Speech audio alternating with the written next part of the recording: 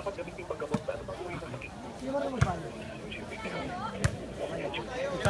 May 16 pa lang ngayon sweldo.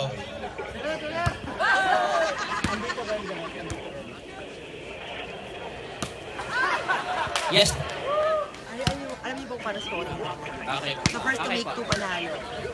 Lahat po ng host, open mic po tayo. Pwede po kayong mag-cheer, mag-comment. Okay po. Yung mga nasa likod po, wala po pagtutulakan.